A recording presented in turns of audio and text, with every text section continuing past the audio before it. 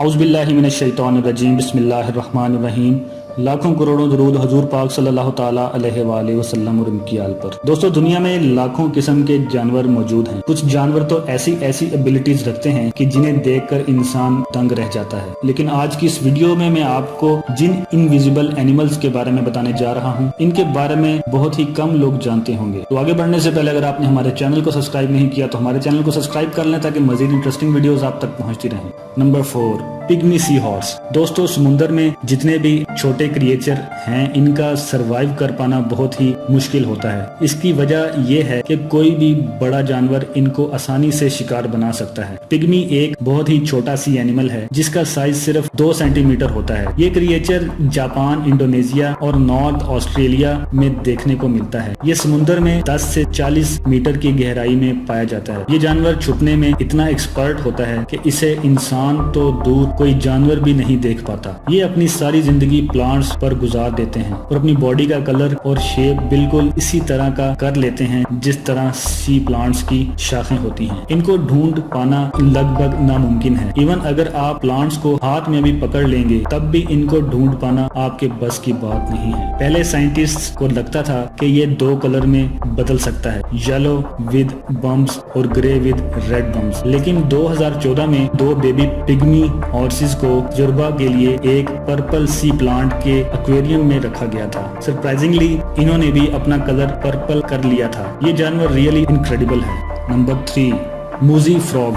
دوستو، آپ نے موزی پلانٹ شاید پہلے بھی دیکھا ہوگا۔ یہ پودا آپ کو تقریباً ہر پانی والی جگہ پر نظر آئے گا۔ موزی فراگ کو یہ نام اسی پلانٹ کی وجہ سے ملا ہے۔ یہ مینڈک ویتنام میں دیکھنے کو ملتا ہے۔ جب آپ اسے پہلی دفعہ دیکھیں گے تو آپ کو ایسا لگے گا جیسے یہ موز پلانٹ کا حصہ ہے، کیونکہ یہ اس میں نظر تک نہیں آتا۔ اس کے علاوہ بھی یہ ویٹ فارسٹ کے بہت سے پلانٹس کو یہ ہائیڈ آؤٹ کے طور پر یوز کرتا ہے۔ اس کی باڈی پر موجود یہ انیوزل سکن اسے پلانٹ میں چھپنے میں مدد دیتی ہے۔ موزی فراگ زیادہ تر انسیکٹس کو شکار کرتے ہیں۔ ان فراگز کا سائز 8 سے 10 سینٹی میٹر تک ہوتا ہے۔ یہ جانور سچ میں بہت ریئر اور یونیک ہے۔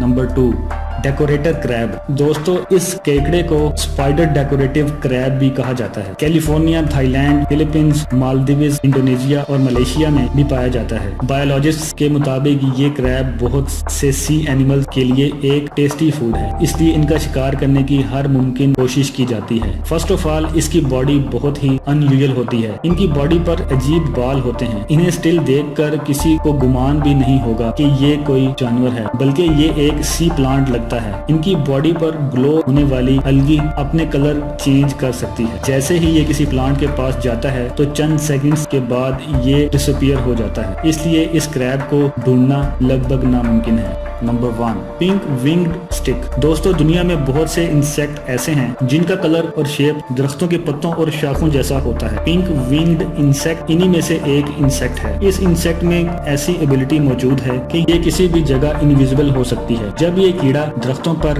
ریسٹ کر رہا ہوتا ہے تو کوئی بھی اس کی موجودگی کو محسوس نہیں کر سکتا۔ ایون اگر ہواؤں سے درختوں کے برانچز بھی ہل رہی ہوں تب بھی یہ نظر نہیں آتا۔ اس سے بھی امیزنگ بات یہ ہے کہ جب اس کیڑے کو خطرہ محسوس ہوتا ہے تو یہ ایسے ایکٹنگ کرتا ہے جیسے یہ مر گیا ہو۔ یہ اپنی حرکت بالکل بند کر دیتا ہے اور ایک مرے ہوئے جانور کی طرح بے خود پڑا رہتا ہے۔ پہلے تو ایسا لگتا ہے جیسے یہ کوئی تنا ہے، کیونکہ یہ اپنی ٹانگوں کو اپنے جسم کے ساتھ ملا کر بالکل فلیٹ ہو جاتا ہے۔ پنک ونگ اسٹک زیادہ تر ساؤتھ چائنا، آسٹریلیا اور میڈاگاسکر میں دیکھنے کو ملتا ہے۔ ان کی یہ ہائیڈنگ سکلز ریئلی امیزنگ ہیں۔ دوستو، ویڈیو اچھا لگا ہو تو لائک ضرور کریں، اپنے دوستوں کے ساتھ شیئر کریں، اور اگر آپ ہمارے چینل پر نئے ہیں تو ہمارے چینل رحمت اسلام کو سبسکرائب کرنا بالکل بھی نہ بھولیے۔ اللہ نگہبان۔